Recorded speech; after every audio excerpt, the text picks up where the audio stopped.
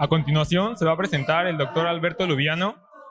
Nos va a hablar acerca de algunas relaciones entre sistemas mecatrónicos y telemáticos, incidencias y casos de estudio. El doctor estudió Ingeniería Mecatrónica en el Instituto Politécnico Nacional, la maestría en Control Automático y el doctorado en Ingeniería Eléctrica, especialidad Mecatrónica, en el Centro de Investigación y de Estudios Avanzados del IPN, en los años 2006 y 2011 respectivamente. Actualmente es miembro del Sistema Nacional de Investigadores desde el 2003, nivel 1. Cuenta con 2 libros publicados, 28 artículos de revistas internacionales indizadas, así como otras publicaciones en revistas arbitradas, memorias de congresos internacionales y capítulos de libros especializados. Actualmente se encuentra en la sección de estudios de posgrado e investigación de Lupita IPN, en el grupo de sistemas dinámicos. Sus líneas de investigación son control automático, identificación y estimación de sistemas robóticos y mecatrónicos. Por favor, démosle un fuerte aplauso.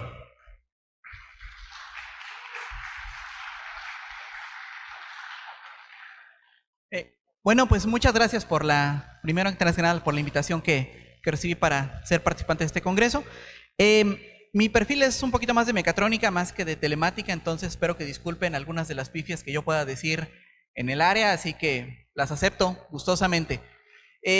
Por otra parte, en realidad, la idea de esta plática es un poquito más vinculante respecto a lo que hacemos nosotros en el área de mecatrónica y control automático y cómo esto puede enriquecerse más a través del uso de sistemas en telemática, procesamiento, cómputo y otras de las áreas que son un poquito más relacionadas con telemática, pero que directamente inciden en lo que hacemos nosotros.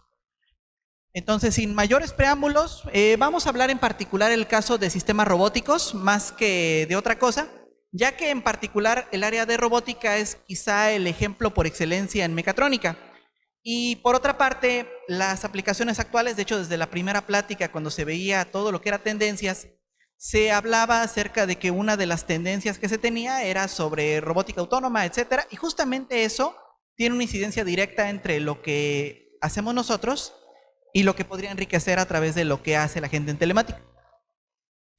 Entonces, bueno, vamos a hablar un poquito acerca de lo que es el problema de robótica. Cuando hablamos en general de robótica, podemos hablar desde que nosotros ya tenemos el robot y vamos a trabajar con él, vamos a ver qué podemos hacer con él, pero también podemos irnos un poquito más allá y decir, pues vamos a hacer todo lo que es el diseño en función de lo que queremos hacer. Entonces, eso surge la idea de poder hacer el diseño de un robot.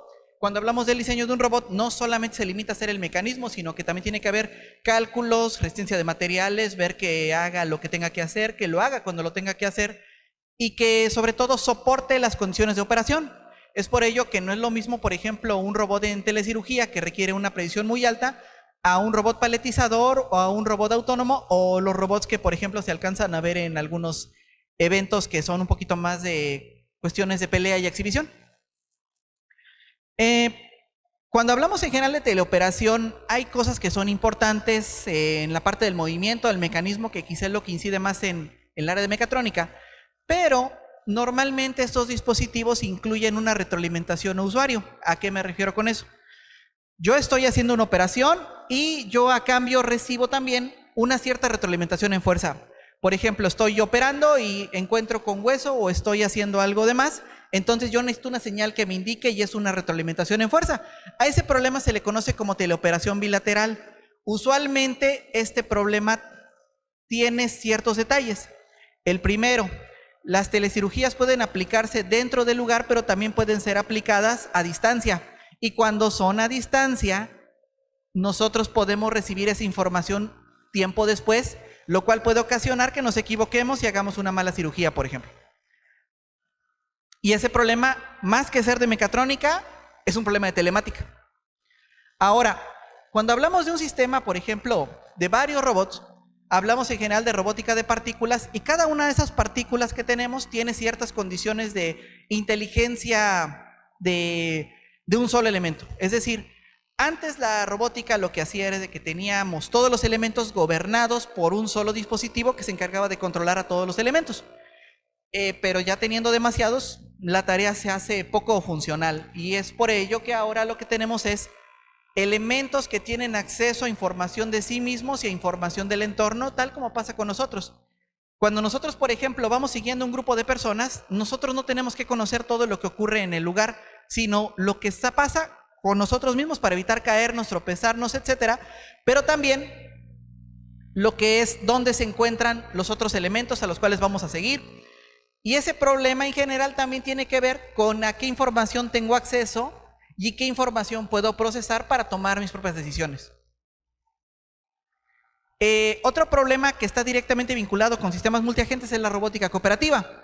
En el caso de esta, lo que podemos tener son robots de diferentes características que van a perseguir un objetivo común. En algunos de los casos, por ejemplo, como se alcanza a apreciar en la figura, yo tengo 2 drones, los cuales me están mapeando el entorno, y tengo además robots terrestres que a lo mejor están haciendo una tarea. Y esos robots a lo mejor reciben esa información de los robots aéreos para poder tomar decisiones sobre qué ruta tomar, sobre dónde se encuentran sus otros compañeros, etcétera, ¿no? Y a lo mejor la tarea que tienen que hacer realmente no la van a hacer los drones, sino lo van a hacer los robots de abajo. Y bueno, aquí es donde vienen en general los problemas que tienen que ver con telemática.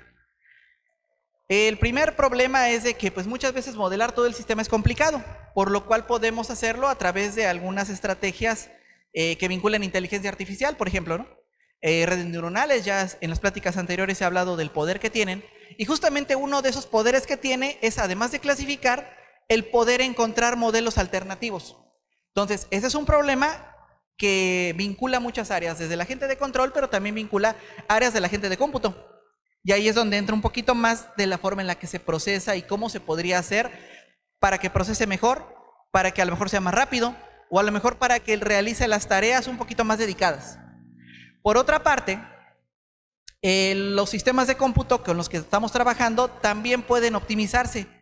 ¿A qué me refiero con eso? Yo tengo un sistema que está controlando todo lo que ocurre en el entorno, pero también un sistema central que a lo mejor está manipulando algunas cosas. ¿Cómo distribuyo esa comunicación? ¿Cómo distribuyo ese procesamiento? Ya tampoco se vuelve un problema estricto de mecatrónica, ya se vuelve un proceso que demanda otras áreas de estudio, como lo que es ingeniería de cómputo, lo que es teoría de comunicaciones, que justamente es lo que vincula a las áreas de telemática y en donde no somos tan fuertes, ¿no?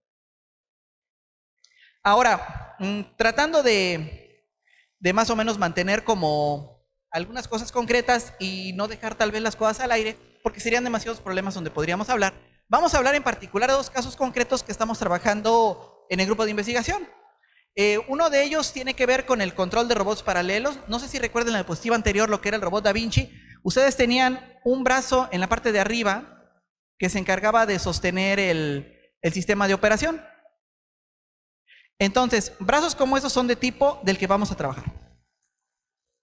Y el segundo caso es un sistema que es áptico. A lo que me refiero es de que vamos a hacer una retroalimentación donde nosotros como usuarios somos parte del problema de control. Ya lo veremos más adelante. Y bueno, sin dar mayores preámbulos, en general, la diferencia de un robot paralelo con un robot que le llamaríamos de cadena cinemática abierta o como los típicos brazos que ustedes conocen, es de que los robots paralelos normalmente tienen varios entes que se comunican simultáneamente, como se puede apreciar en la figura, ¿no? ¿Eso qué nos permite? Pues pensemos en que los robots paralelos definen estructuras y las estructuras nos permiten cargar más, nos permiten ser más rápidos, pero a cambio el espacio de trabajo es mucho más reducido, ¿no? Entonces, hay aplicaciones que son para robots paralelos, hay aplicaciones para robots seriales. ¿Cuál es uno de los grandes problemas que podemos tener en general en manipular este tipo de robots? Pues una de ellas es de que si nosotros hacemos el modelado dinámico, es decir, las ecuaciones que describen cómo se comporta, pueden llegar a ser muy complicadas por las interacciones que tenemos entre cada uno de los brazos. Por ello es de que lo que tratamos de hacer es no modelar completamente todo, sino proponer un modelo alterno que sea más de características que describan cómo se comporta el proceso para cancelarlas y a su vez manipular el sistema de una forma mucho más sencilla.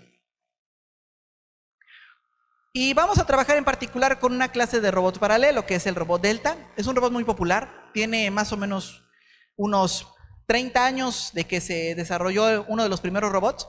Se desarrolló de hecho en la escuela de Lausanne, en Suiza, y permitió hacer bastantes tareas que se utilizan por ejemplo, en la industria del pan. Son los que cargan, clasifican, etcétera. Se utiliza en muchas industrias e inclusive en la industria de operación, como lo que es el robot Da Vinci. Son los brazos que sujetan justamente los robots cirujanos, como se alcanza a ver en la parte de arriba. Y bueno, pero ¿cómo lo vemos nosotros? Trataré de ser muy breve aquí, no es mi interés hacer que sea aburrida la plática. Nosotros, para poder manipular, tenemos que ver pues cómo se comporta analíticamente a través de ecuaciones diferenciales. Lo siento, las matemáticas entran justamente para hacer esto y parte es lo que es modelar dinámicamente cómo se comporta esta clase de sistemas. Entonces tenemos tres ángulos que lo que hacen es que, de acuerdo a lo que movamos, obtendremos una respuesta en el efector final, que es lo que nos interesa mover. Cuando hacemos un diseño de este tipo de robots, lo que tratamos de hacer es cómo se encuentra nuestro espacio de trabajo. En este caso, cada uno de los brazos que conforman el robot Delta nos puede describir una esfera, y la unión de las tres esferas nos va a describir por dónde nos podemos mover. Por ejemplo, en este caso, lo que hicimos fue varios corridos en computadora con las dimensiones que encontramos, y ese es el espacio en el cual nosotros podemos trabajar. Si nosotros quisiéramos desplazar el robot fuera de esa área roja, no tendríamos forma. Y bueno, normalmente el modelado que hacemos es a través de ecuaciones de Euler-Lagrange, que lo que es un balance de energía. No le daremos mayor como profundidad a ello. Y un poquito de lo que hacemos nosotros es controlarlos. Entonces, aquí la idea es un poco de que en lugar de tener ese modelo completo con ecuaciones que pueden llegar a ser un poco complicadas, lo que hacemos es cambiar ese modelo por un modelo simplificado. Y la idea de hacer eso es cómo puedo hacerlo. Lo que por ejemplo se ve en redes neuronales, que es los aproximadores de funciones, nosotros en control le llamamos a otros sistemas similares con tareas similares estimadores, y en este caso le llamamos observadores de estado. Los observadores de estado pueden estimar cada una de las variables que distinguen la dinámica del sistema, pero también las dinámicas que los afectan. En este caso, modelos de perturbaciones, modelos de fuerzas externas, modelos de cosas que nosotros no conocemos. Y es justamente lo que vamos a hacer nosotros. Entonces, de esa forma nosotros podemos distinguir este sistema como uno un poquito más simple, y ese sistema simple justamente le asignamos la letra psi, y lo que vamos a hacer es estimar todo eso como lo haría una red, pero con un sistema de un observador. Y bueno, esa es la estructura analítica que nosotros determinamos. Hay una prueba que justamente se encarga de ver que esto funcione y que converja. Tampoco le daremos mayor detalle al asunto. ¿Y cómo hacemos la conexión de ese sistema? Nosotros tenemos una interfaz. La interfaz es a través pues, de sensores. En este caso son encoders, codificadores ópticos, que nos permiten obtener la posición de los brazos. Hacemos una etapa de instrumentación y hacemos una etapa de control a través de un sistema dedicado. Ese sistema puede ser un sistema externo o puede ser un sistema embebido directamente con una tarjeta. Nosotros hemos trabajado con ambas estrategias. Una es portátil y la otra no. Entonces, usualmente nos vamos por la parte embebida.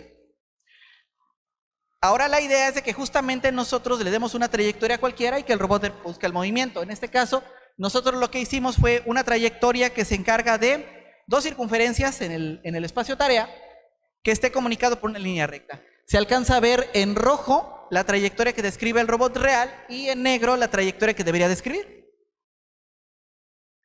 Y bueno, esas son en general los resultados experimentales que nosotros hemos obtenido con las estrategias que hemos diseñado, para lo cual ustedes alcanzan a apreciar que tenemos errores que están más o menos aceptables para la tarea que tenemos que hacer.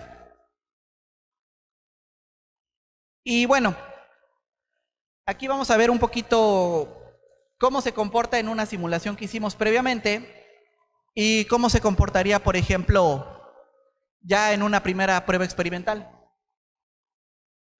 Entonces quitamos el bloque y lo que vemos es cómo se está haciendo la descripción de la tarea, y en la parte de la derecha pues ya el robot real, ¿no?, que se desarrolló en laboratorio.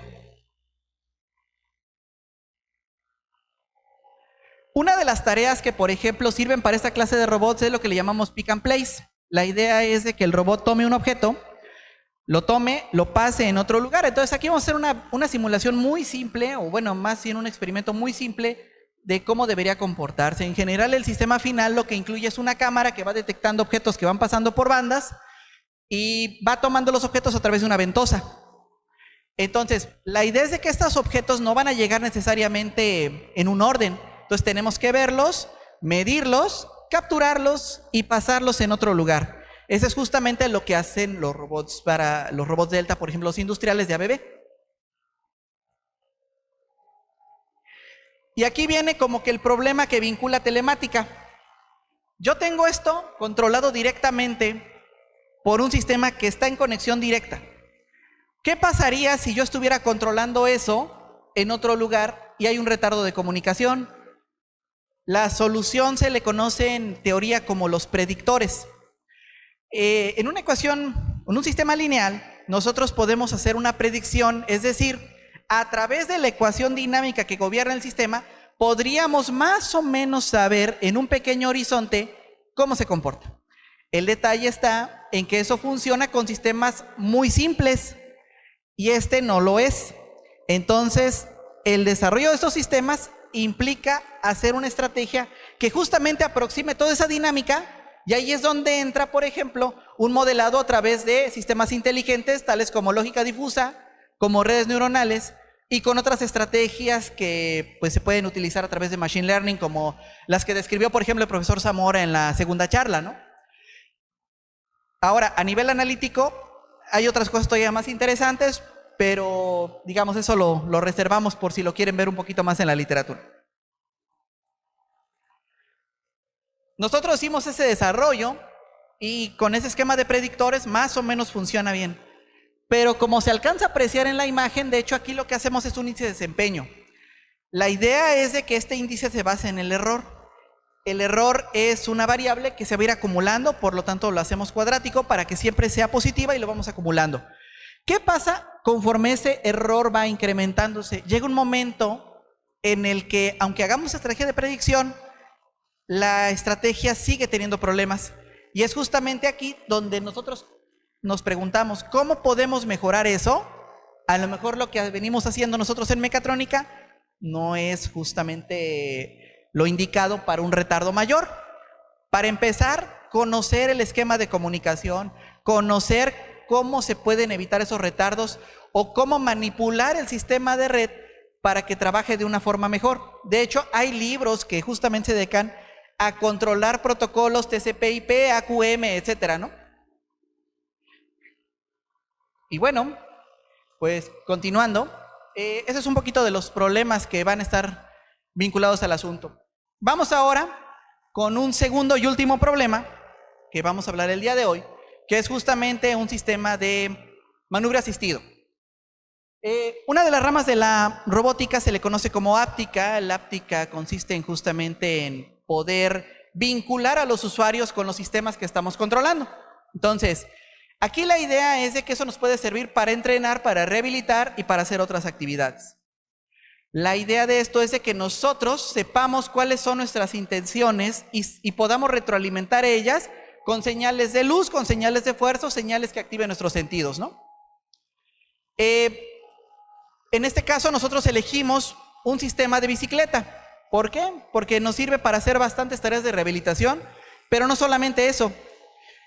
Por ejemplo, en ciertos países, en México no es el caso, pero sí en otros lugares, las condiciones climáticas no permiten hacer ejercicio en ciertas temporadas del año. Entonces, pues la idea es de que no utilicen un aparatito que los haga verse como ratoncitos nada más en la rueda, ¿no? Sino que sea algo un poquito más vívido. Y entonces, pues nosotros planteamos el problema, tenemos un sistema virtual que justamente lo que nos va a ayudar es de dar una respuesta en sentidos para que nosotros podamos ver el entorno y tengamos pues también una retroalimentación en fuerza en manubrios para poder sentir cómo nos estamos desplazando en el camino. Y para ello utilizamos un dispositivo de realidad virtual, que es el Oculus Rift. Es un aparato pues ya bastante utilizado actualmente. Hace algunos años fue cuando empezamos, no era tan popular, pero pues ya empezamos a hacer algunas de las aplicaciones al respecto, y además del vínculo con el videojuego, estamos haciendo el vínculo con fuerza. Entonces, para poder hacer el diseño, de nuevo, hacemos un sistema. El sistema tiene que ser fijo, por supuesto, y ese sistema va a incluir pues el control de fuerza, como se alcanza a ver en la base de la rueda delantera, pero también incluimos otro control de fuerza en la rueda trasera, justamente para determinar que cuando el terreno cambia, necesitamos una oposición mayor en fuerza. ¿Cómo lo hacemos? Pues a través de ciertos sensores, codificadores, y a partir también de un sistema virtual que justamente se encarga de poder desplegar al usuario cómo se comporta ese sistema, y aparte pues la persona lo va a ver como si fuera, digamos, la etapa de realidad virtual. Esto se programa en Unity, también ya bastante conocido actualmente. Esta es la forma en la que se despliega en el casco, en el Emotive, que es el que utilizamos. Perdón, en el Oculus. El Emotive es para otra cosa. Y bueno, también hacemos una técnica similar, pero esta vez es para poder estimar lo que sería la fuerza con la que estamos dándole al usuario y la fuerza con la que nosotros estamos trabajando, y eso de nuevo intervenimos con un elemento teórico llamado un observador de estado extendido. Tampoco le dedicaremos mucho tiempo al asunto y vamos a ver más o menos en qué consiste la tarea. Primero hicimos, antes de trabajar directamente en el manubrio, algo que le llamamos control bilateral. Como les dije, el control bilateral consiste en que yo tengo una referencia, sigo la referencia de la posición del objeto, pero el otro objeto también retroalimenta en fuerza. Los dos objetos tienen que irse al mismo tiempo, pero si hay una posición, esa posición se tiene que reflejar al usuario. En este caso, vamos a hacer el experimento.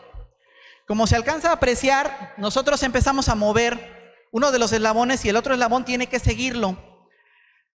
Y lo que tenemos que hacer es de que cuando ese otro eslabón tiene una posición, que es justamente la idea de hacer la retroalimentación en fuerza, se tiene que generar fuerza al usuario que da el primer impulso. Cuando yo hago una teleoperación y me encuentro justamente con el hueso, pues le tengo que dar justamente esa respuesta de le estás tocando un hueso, ya no puedes pasarte simplemente y tienes que dar una fuerza. Tal como ocurre, por ejemplo, en los controles de un videojuego cuando empieza a vibrar, ¿no? Pero aquí la idea es de que no asume la vibración, tiene que ser una señal en fuerza, porque si no, no lo va a sentir de manera natural.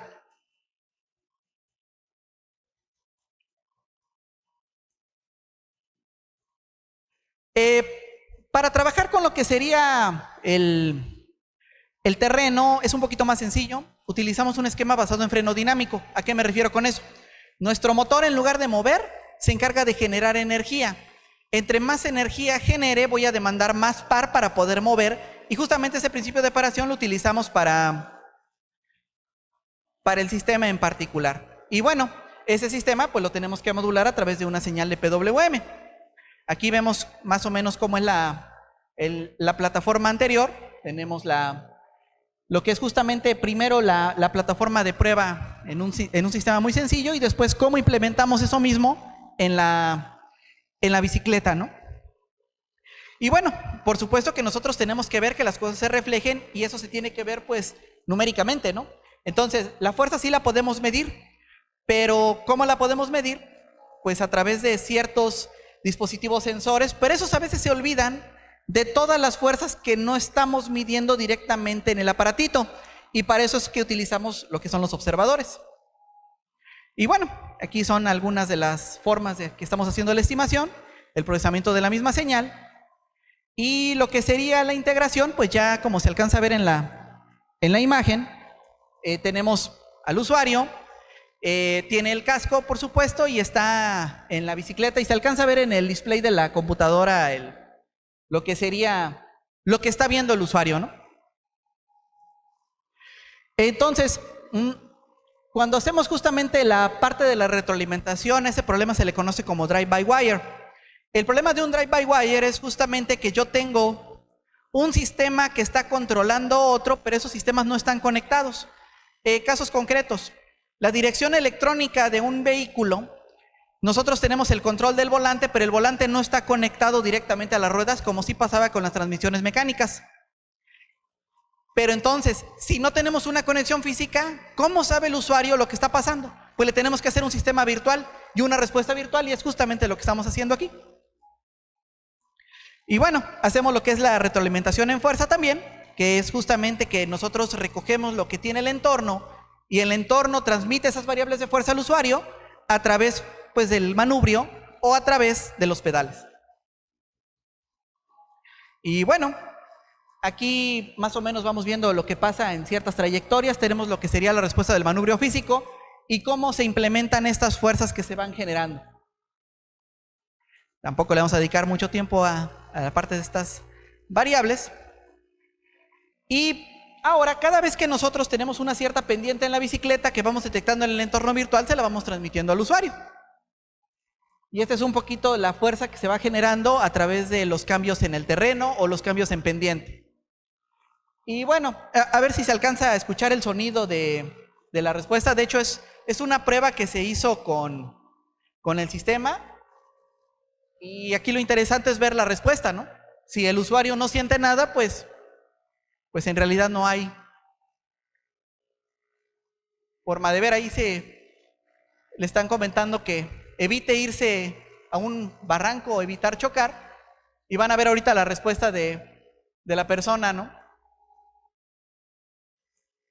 Choca con el árbol y se asusta, ¿no?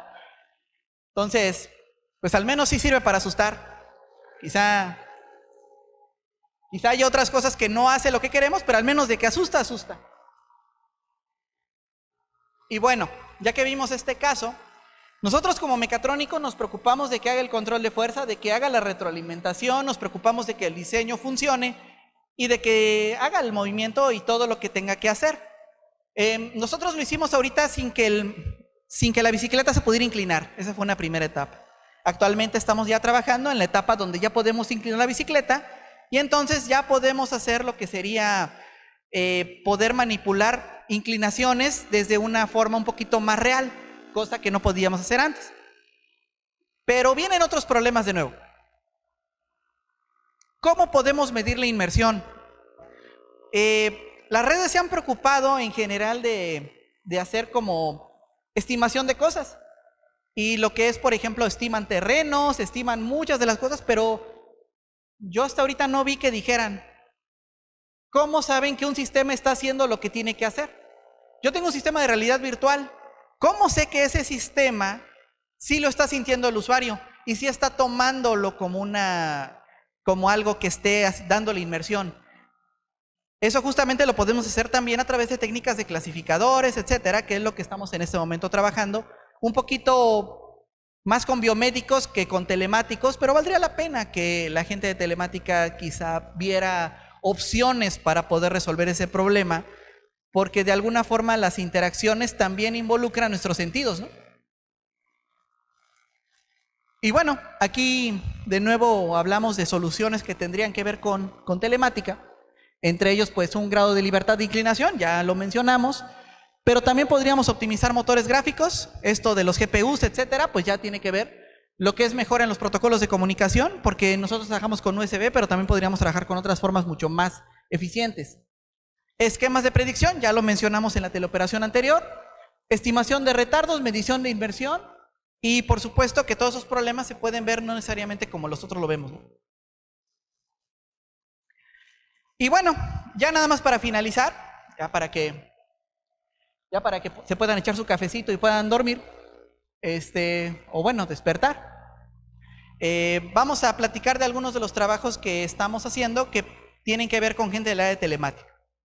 Entonces, uno de los trabajos que estamos haciendo tiene que ver con lo que es redes de sensores para hacer monitoreo de animales. Actualmente, con los problemas que tenemos de que no sabemos cómo se comportan las especies en peligro de extinción, pues un problema que tenemos es ver cómo se están comportando y para ello le ponen sensores a cada uno de los animales. La idea sobre todo es cómo captamos esa información, porque son muchos y están en muchos lugares. Entonces lo que hacemos es una red de sensores y esa red de sensores está captando la información no directamente a una terminal. Estamos hablando de que estamos en la selva o estamos en un entorno no controlado. Para eso la idea es utilizar dispositivos de robótica móvil que vayan captando la información a través de nodos clave. Y eso viene con problemas que tienen que ver con la parte de robótica, pero también con la parte de redes de sensores y comunicación. Otra de las cosas que es muy interesante en este momento son las famosas redes inteligentes. Esas no solamente involucran energía, también involucran comunicación entre ellas. ¿Por qué? Porque si yo tengo sistemas que generan energía en un lugar, tengo otro lugar que demanda energía, ¿cómo nos comunicamos? Ese no es un problema de energía, no es un problema de mecatrónica, es un problema de telemática. Es un problema donde nosotros tenemos que determinar cada cosa que está generando a quién le podría ayudar y en qué momento le podría ayudar y bajo qué condiciones estamos trabajando. Actualmente, con la reforma energética, ya le permiten a la gente poder generar energía, pero lo conecta directamente a la línea. Pero la idea no es conectar directamente a línea. La idea es también que las cosas tengan desde microgeneración a macrogeneración para poder trabajar, y justamente las redes inteligentes es un problema, pues que por el simple hecho de la construcción del problema es un problema de telemática.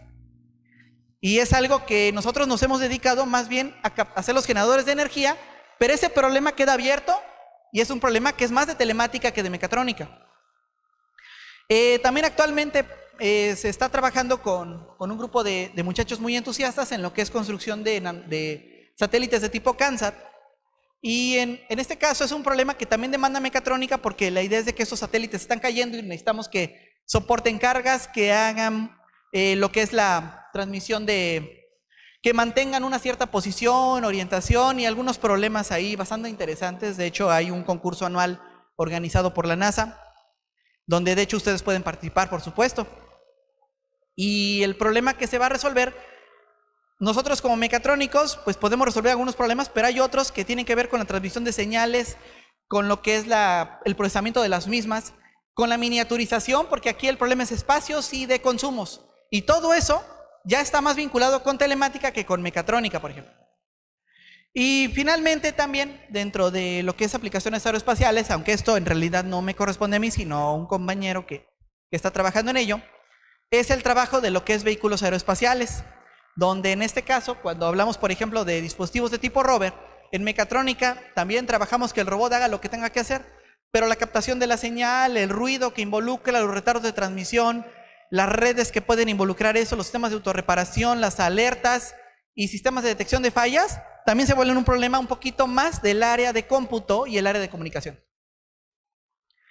Y bueno, ya concluyendo el día de hoy,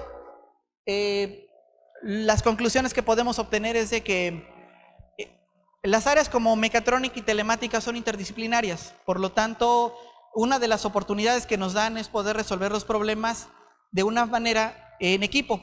Y como tal, pues se pueden trabajar equipos del área de mecatrónica con área de telemática, eligiendo apropiadamente el lenguaje, eligiendo apropiadamente los problemas y por supuesto teniendo buena voluntad para interactuar.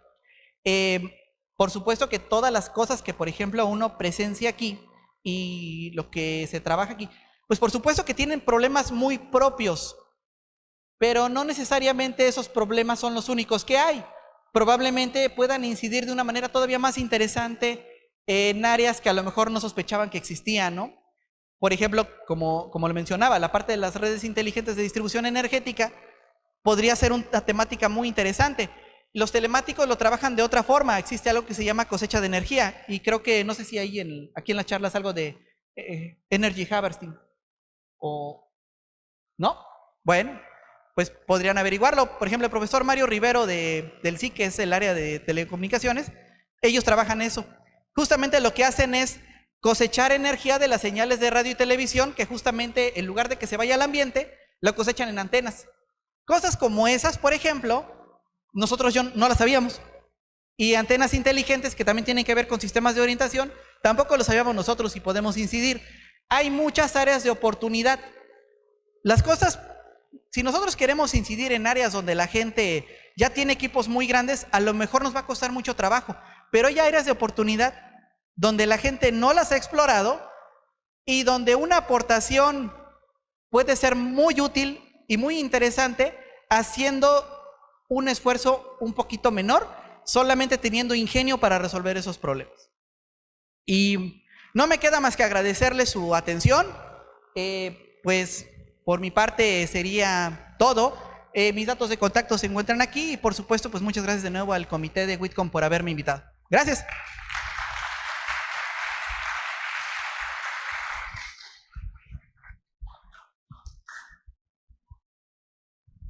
Muchas gracias, doctor Alberto. La verdad, muy interesante el saber cómo convergen estas carreras, estas interdisciplinas dentro del área de ciencia y tecnología. Yo creo que se podría aportar también un poquito, ¿qué relación hay con la parte de ingeniería en sistemas pura con estas carreras que convergen, muchas carreras y disciplinas. Bueno, tengo yo un colaborador que él es más de diseño mecatrónico, yo soy más de control. En el área de diseño mecatrónico, una de las cosas que a la gente le interesa es sistematizar. Una forma de poder hacer un diseño de un sistema es a través de lo que le conocen como áreas funcionales. Las áreas funcionales es como en programación. Recibo información, entrego información, o recibo algo y entrego algo, o proceso algo. La ingeniería de sistemas, ¿cómo incide? Justamente la gente que se dedica a hacer programación sabe cómo partir las cosas en subsistemas, al menos en algunos de los paradigmas, por supuesto, ¿no? Y muchas de esas formas se han reinterpretado para hacer cuestiones de diseño mecatrónico. Entonces, por ejemplo, el mejor ejemplo es el robot. La gente antes lo que hacía eran mecanismos, hacían un solo movimiento. Alguien pensó, bueno, a lo mejor podríamos hacer que hagan más de un movimiento. Y lo vieron, ¿cómo lo podemos hacer? Generemos un mecanismo, sí, pero un mecanismo que esté más libre. ¿Cuál es el precio que hay que pagar? Que si yo antes solamente tenía que mover una manija, ahora tengo que mover manijas controladas. Y justamente lo que hicieron fue un enfoque de sistemas para resolver un problema de posicionamiento. Pero no solo eso. Las lavadoras, por ejemplo, vamos a pensar en los sistemas de lavadoras inteligentes. Antes tenían una pequeña banda en la parte de abajo, eran lavadoras muy pesadas. ¿Qué fue lo que solucionaron? Cambiaron eso por motores eléctricos controlados. Pero no solo eso. Trabajaron con la lógica difusa, empezaron a trabajar estrategias de cómo mover, por ejemplo, esos motores para diferentes tipos de prendas y para diferentes tipos de características. Y eso fue un poquito de cómo incidir en el área de sistemas, desde la parte de la generación de trayectoria, el diseño mecánico y cómo interactuar entre cada una de ellas a través de un sistema de procesamiento inteligente. Es decir, al menos en el área de diseño mecánico y diseño mecatrónico, el área de ingeniería de sistemas es fundamental, pero la gente no lo acepta, ¿no? Lo usa, pero no lo dice, pero sí lo usa. No sé si esa era la pregunta, por cierto. Ah, ok.